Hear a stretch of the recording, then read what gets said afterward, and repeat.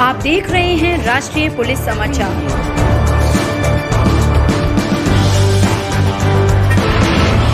अपराध पर निर्णायक वार।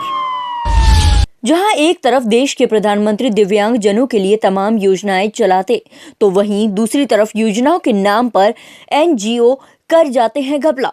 सतनाम आगरा विकलांग सेवा समिति के संस्थापक अध्यक्ष गौतम सिंह आज जिलाधिकारी कार्यालय पहुंचे। गौतम सिंह ने आरोप लगाया कि पिछले कुछ वर्षों से एकता विकलांग सेवा समिति EHA ईसाई चैरिटी से मिलकर दिव्यांग जनों की सेवा और आत्मनिर्भर बनाने के नाम पर अपनी जेब को भरने में लगी हुई है।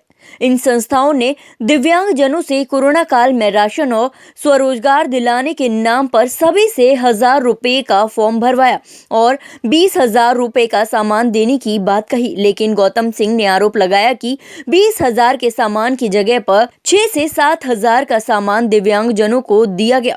बाकी का पैसा संस्थाओं ने अपनी जेब में रख लिया।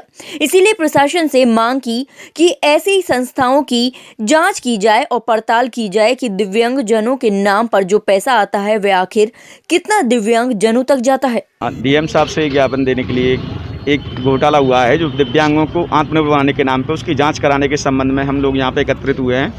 उसमें 200 दिव्यांग जनों को 20-20 हज़ार रुपये के दुकान का सामान देना था।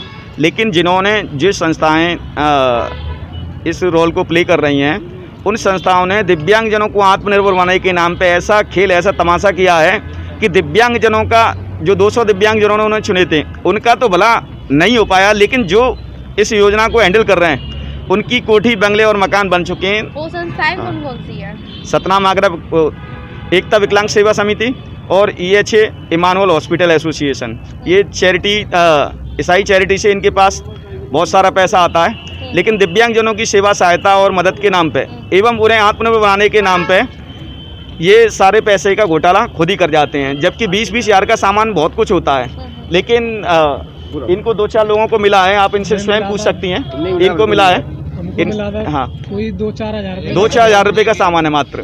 तो आप लोगों से फॉर्म भी फिल कराएगा, ये कोई चार्ज भी लिया गया था? हाँ, देखिए, जो व्यक्ति 20,000 रुपये का सामान दे रहा है वो भाड़ा नहीं लेगा ना। सब लोगों से वो सामान तब दिया, उन लोगों को सबसे 1-1 हज़ार रुपया लिया गया।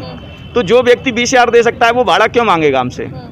और जिनको पैसा नहीं दिया, जिनको सामान ही नहीं दिया और सामान 20,000 के नाम पे ऐसा खिलवाड़ किया है कि अब एक अपाहिज व्यक्ति ये सोच रहा है कि इसको दुकान को चलाएं। सामान में क्या क्या सामान देने की बात कही गई थी?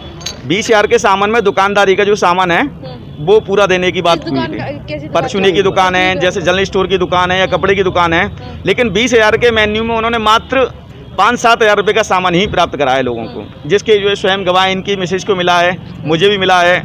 और फाइलों में, अखबारों में, टीवी न्यूज़ों में सब कुछ A to Z सब कुछ बढ़िया हो रहा है, लेकिन ज़मीन पे वो कब दिखेगा? ये खेद का विषय है कि सरकार की योजनाएं ज़मीन पर नहीं दिखती हैं, जबकि वास्तविकता यह है कि ज़मीन पर जब कुछ दिखेगा तभी जाके परेशान और असहाय लोगों का भला होने की संभावना है।